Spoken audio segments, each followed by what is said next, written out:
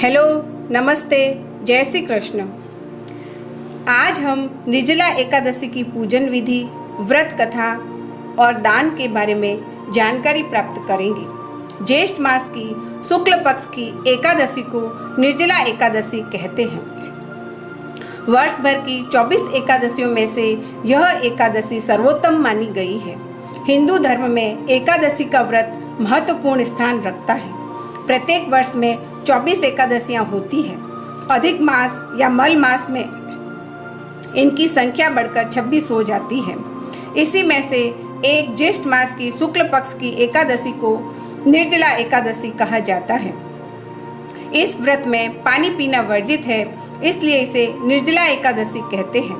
मान्यता है कि इस एकादशी का व्रत रखने से समूची एकादशियों के व्रतों के फल की प्राप्ति सहज ही हो जाती है।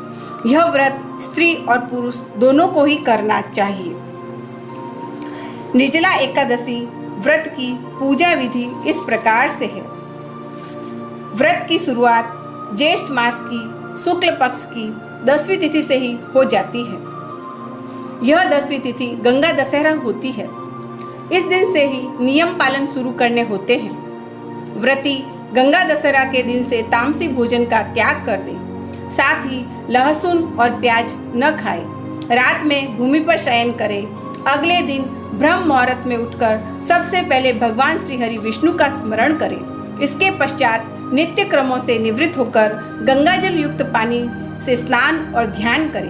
अब आचमन कर व्रत संकल्प ले, फिर पीला वस्त्र पहने। इसके बाद सूर्य देव को अर्घ्य दे।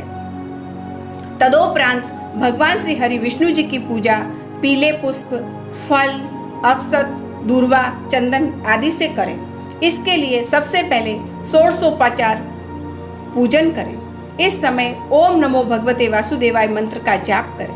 अब निर्जला एकादशी की कथा का पाठ करें और अंत में आरती अर्चना करें। इस दिन निर्जला उपवास रखने का विधान है, इसलिए अपनी सेहत के अनुसार ही व्रत करें।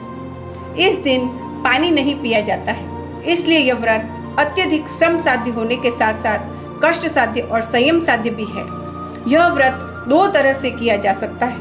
पहला तरीका है एकादशी तिथि के सूर्योदय से अगले दिन द्वादशी तिथि के सूर्योदय तक जल और भोजन का त्याग करें। इसके बाद दान पुण्य आदि कर इस व्रत का पारण करें। दूसरा तरीका यह है कि दिन भर निर्जला उपवास करें व संध्या बेला में आरती अर्चना के बाद एक बार फलाहार करें और अगले दिन नित्य दिनों की तरह ही पूजा कर व्रत खोलने से पहले ब्राह्मणों को दान दक्षिणा दें, तब भोजन ग्रहण करें। निर्जला एकादशी का दान इस प्रकार से है। इस दिन व्रत करने वालों को चाहिए कि वे जल से कलश भरे व सफेद वस्त्र को उस पर रखें व उस पर चीनी और दक्षिणा रखकर ब्राह्मणों को दान करें। इस दिन कलश और गोदान का विशेष महत्व है। इसके साथ यथासंभव अन्न, वस्त्र, छतरी, जूता, पंखी, फल आदि का दान करना चाहिए। इस दिन जल कलश दान करने वालों को वर्ष भर की एकादशियों का फल का लाभ प्राप्त होता है। निर्जला एकादशी व्रत की कथा इस प्रकार से है। एक दिन महर्षि व्यास ने पांडवों को एकादशी के व्रत का विधान तथा फल बताया।